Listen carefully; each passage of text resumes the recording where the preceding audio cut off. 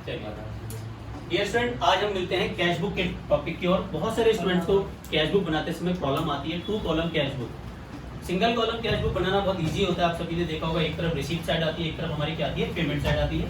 लेकिन 2 कॉलम में हमारे 2 कॉलम आते हैं। एक कॉलम आता है कैश का कॉलम, एक आता है बैंक का कॉलम। अगर इजी भाषा में समझना चाहें तो ये जो अमाउंट है, ये वाला साइड रिसीप्ट वाला साइड है, ये वाला साइड हमारा पेमेंट। अगर हम बात करें, इसको हम पेमेंट साइड भी बोलते हैं।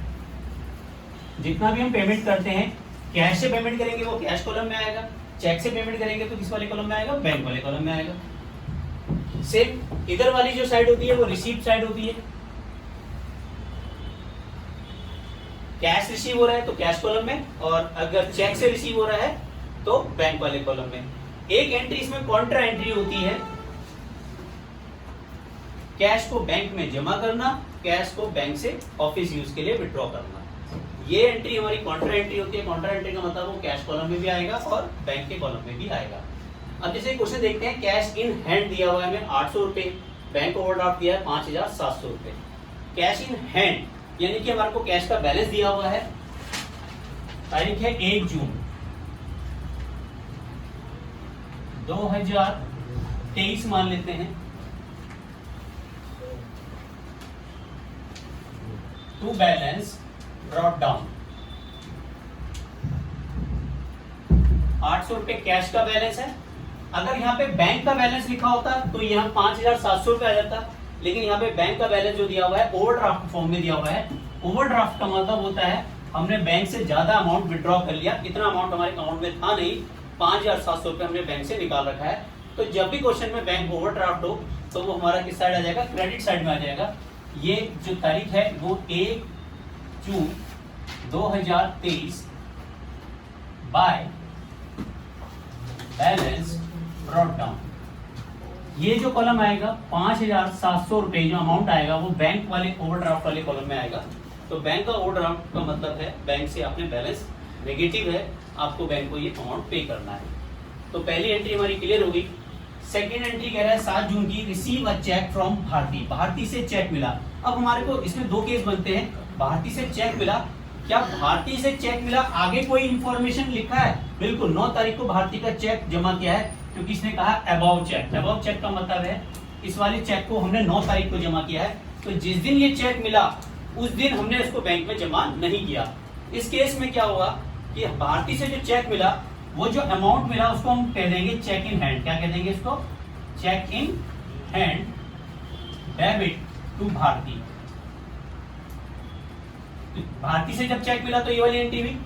ये एंट्री की हमने 7 तारीख को, और जब 9 तारीख को हम एंट्री पास करेंगे, इस चेक को हम बैंक में जमा कर रहे हैं, तो बैंक अकाउंट क्या हो जाएगा, डेबिट हो जाएगा। Bank account debit to cheque in hand क्या बन जाएगा, bank account debit to cheque in hand. अगर आप देखें, चेक इन हैंड से चेक इन हैंड कैंसिल हो रहा है, बैंक डेबिट टू भारती आ रहा है। लेकिन जब हम, क्योंकि ये 9 तारीख को जमा कर रहे हैं, तो 9 जून को जो एंट्री पास करेंगे वो एंट्री पास होगी हमारी टू चेक इन हैंड। कितने का चेक है? 3250। ये कॉन्ट्रा एंट्री नहीं होगी क्योंकि ये कैश में नहीं है, चेक में है।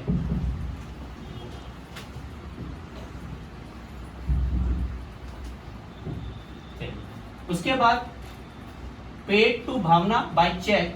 भावना को हमने क्या किया, चेक से पेमेंट किया 12 तारीख को, 12 जून बाय भावना।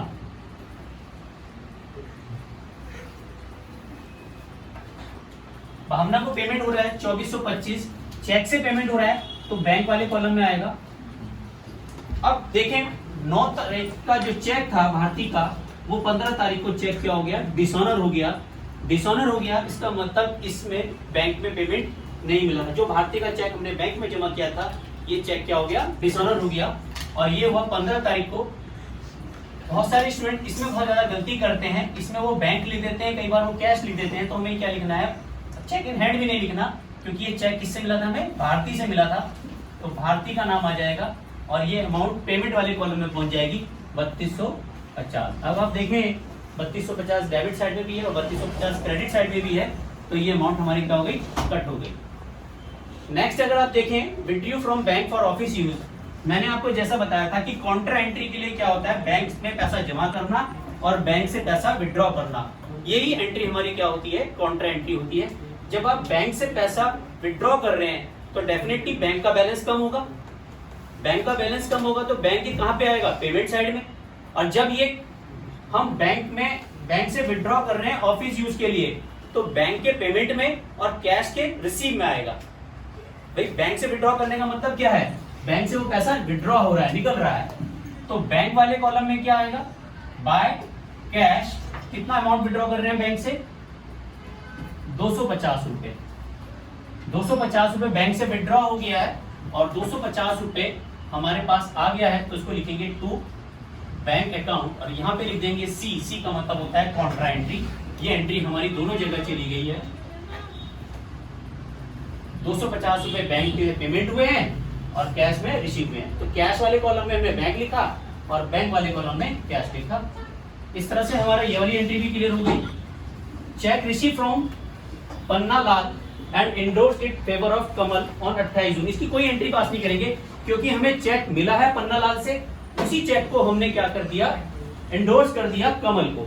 तो ना तो ये हम मान के चलते हैं ये चेक आया और एक हाथ से चेक आया एक दूसरे हाथ से चला गया, ना तो ये हमारे बैंक में आया ना हमारे बैंक से गया, तो इसकी कोई भी एंट्री पास नहीं करते, इसको हम क्या करेंगे, नो एंट्री करेंगे।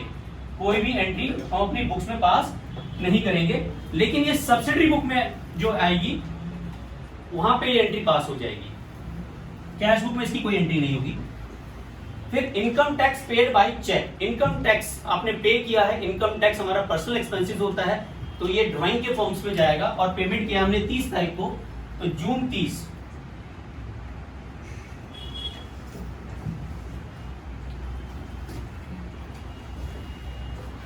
इससे सॉरी प्रीवियस एंट्री को मैं आपको लिखना भूल गया, अमाउंट था 250 रुपए का 20 जून को, ये 20 जून का है।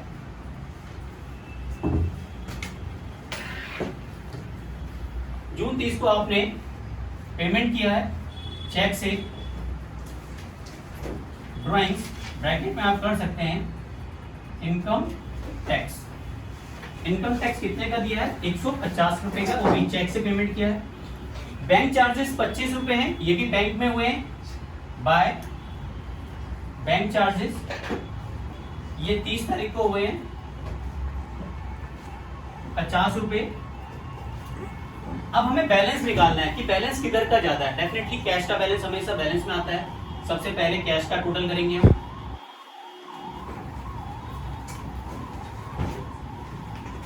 कैश का टोटल किया तो 800 प्लस 250 कितना हुआ, 1050। इस साइड कोई कैश के अमाउंट का कोई है नहीं, तो ये सारा का सारा बैलेंस आ जाएगा बाय बैलेंस कैरिड डाउन 1050 30 जून को ये एंट्री पास होगी। अब ओवरड्राफ्ट यानी कि क्रेडिट साइड का टोटल हमारा ज्यादा है, क्रेडिट साइड का टोटल करेंगे तो अब देखते हैं कि क्रेडिट साइड का टोटल कितना आ रहा है हमारा।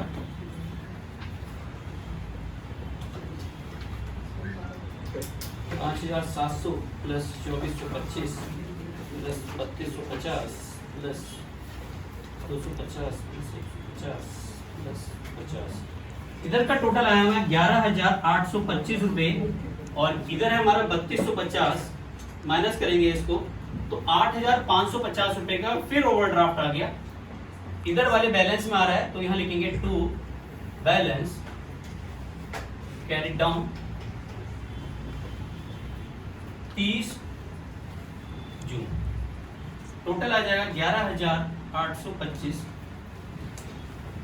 जब हम 1 जुलाई को एंट्री पास करेंगे 2023 को बाय बैलेंस कैरी डाउन, यानी कि ये बैंक में आएगा, बैंक ओवरड्राफ्ट रहेगा ये 8,575 रुपए, और ये वाला 1,050 हमारा इधर बैलेंस में आ जाएगा 1 जुलाई को 2023 को to balance brought down 1,050 cash वाले कॉलम में। आपने देखा होगा कि कैश बुक को करना हमें बहुत इजी है, टू कॉलम कैश बुक, एक तरफ रिसीप्ट साइड आ रही है, एक तरफ पेमेंट। बस इसमें ध्यान आपको सिर्फ कॉन्ट्रा एंट्री का करना है। बाकी अगर आप देखते हैं पेमेंट अगर बैंक से हो रहा है, चेक से हो रहा है तो पेमेंट साइड में दिखाओ, चेक से रिसीव हो रहा है तो आप रिसीप्ट साइड में दिखाओ, कैश में पेमेंट कर रहे हैं तो पेमेंट साइड में दिखाओ, और कैश में रिसीव कर रहे हैं तो रिसीप्ट साइड में दिखाओ। बस इतना ही हमें ध्यान रखना है, बाकी आप प्रैक्टिस करेंगे तो जल्दी हो जाएगा। फिर भी कोई दिक्कत हो तो आप मुझे कमेंट सेक्शन में लिख सकते हैं। Thank you.